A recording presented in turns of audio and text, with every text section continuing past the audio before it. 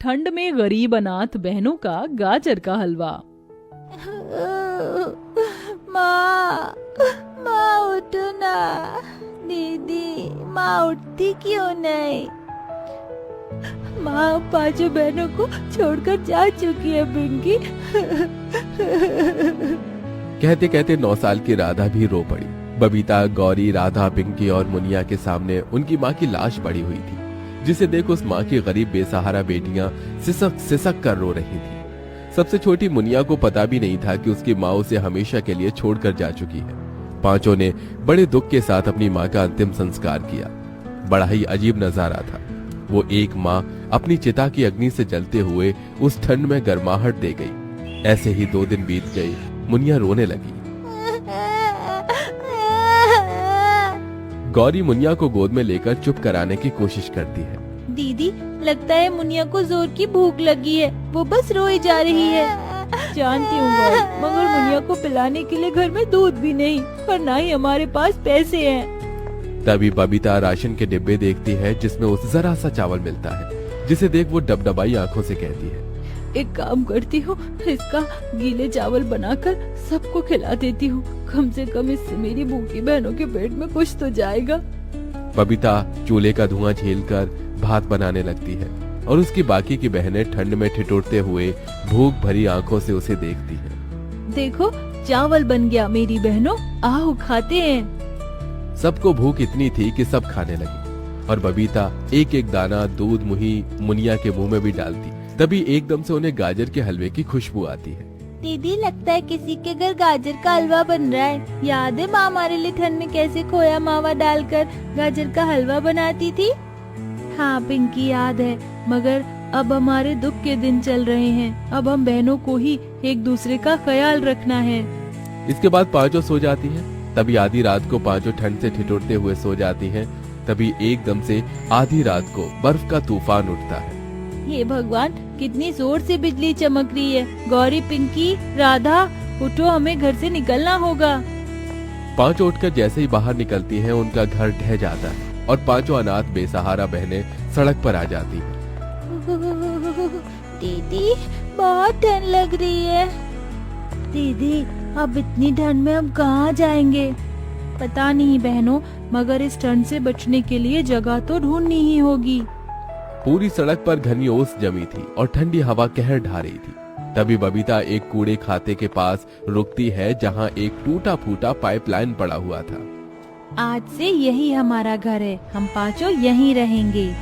बेचारी बेसहारा बहनें उस कड़कड़ाती ठंड में उस पाइपलाइन में रात काटती हैं। अगले दिन बबीता काम ढूंढने जाती है, मगर बच्चा जानकर उसे कोई काम नहीं देता। हे भगवान, कोई मुझे काम नहीं दे रहा, ऐसे में अपनी बहनों को कैसे पालूंगी? तभी उसे एक रेडी पर गाजर का हलवा बिकता दिखाई देता है। ठंड के मौसम में सब गाजर का हलवा खाना पसंद करते हैं, क्यों ना मैं भी गाजर का हलवा बनाकर बेचूं? मगर पैसे कहाँ से लाऊं? तभी बबीता को कुछ लोग भीख मांगते दिखते हैं और उसकी आंखों के आगे अपनी बहनों का भूखा चेहरा आता, जिसके चलते वो भीख मांगने लगी।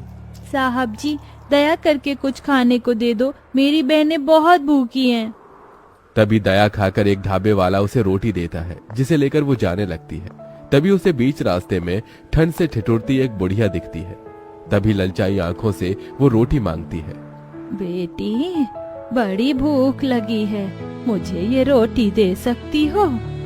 2 दिन से कुछ नहीं खाया। ये लो अम्मा, ये रोटी आप खा लो। रोटी देकर जैसे ही बबीता जाने लगती है, तभी बुढ़िया परी बन जाती है। बबीता, तुम दिल की बहुत अच्छी हो। इतने दुख में होकर भी तुमने अपने हिस्से की रोटी दे दी। मैं भी तुम्हें कुछ देना चाहती हूँ। परी अपनी जादुई छड़ी घुमाकर बड़े ही चमकीले लाल गाजर देती है। ये लो, जादुई गाजर है। तुम गाजर का हलवा बेचना चाहती थी ना? इसे तुम जितना भी गाजर का हलवा बनाकर बेचोगी, ये घटेगा नहीं। जादुई गाजर को देने के लिए तुम्हारा बहुत बहुत शुक्रिया परी। गाजर लेकर बबीता अपनी चारों बहनों के पास आ जाती है और सारी बात बताती है। अगले दिन चारों अनाथ बहनें मुनिया को गोदी में लिए गाजर का हलवा बनाकर बेचने फुटपाथ पर आती है, जहां गौरी जोर जोर से लोगों को आवाज लगाकर बुलाती है। गाजर का हलवा खा लो, ठंड में लाल लाल ताजे गाजर का हलवा खा लो। एकदम सस्ते में, पहले आओ पहले पाओ। गाजर के हलवे की खुशबू से लोग उन पांचों अनाथ बहनों के पास खिंचे चले आते हैं। भाई खुशबू तो बहुत ही बढ़िया आ रही है हलवे की, एक प्लेट देना। जी साहब, ये लीजिए। जैसे ही ग्राहक उन अनाथ बहनों का गाजर का हलवा चखता है तो वो खुश होकर तारीफ करते हुए बोलता है, भाई वाह, तुम बच्चियों ने तो बड़ा ही गजब का गाजर का हलवा बनाया है। किससे सीखा? माँ से? माँ शब्द से ही सबकी आंखों में आंसू भर आते हैं। लेकिन हमारी माँ तो है ही नहीं, वो तो कब की मर गई, हम अनाथ हैं। पिंकी की ये बात सुनकर ग्राहक का दिल निकल आया। उसने दया का हाथ उनके सिर पर फेरते हुए कहा, बेटी, जिनका कोई नहीं होता उनका भगवान होता है, ये लो तुम्हारे पैसे। तभी एक और दूसरा ग्राहक वहाँ गाजर का हलवा खाने आया, जिसने गरम कोट और मफलर ओढ़ा था। वहीं बेचारी वो अपनी बहनें ठंड में ठिठुरे जा रही थी। अरे जरा एक प्लेट गाजर का हलवा तो लगाना। ये लीजिए बाबूजी।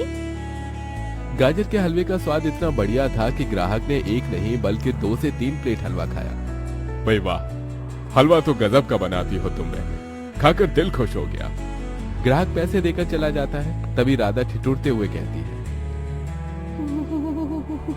दीदी, आप तो ये ठंड सही नहीं जाती।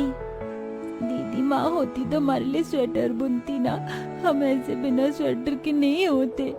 अपनी बड़ी बहन को थोड़ा वक्त दो मेरी बहनों, मैं तुम्हारे लिए जल्दी स्वेटर खरीद कर ले आऊंगी।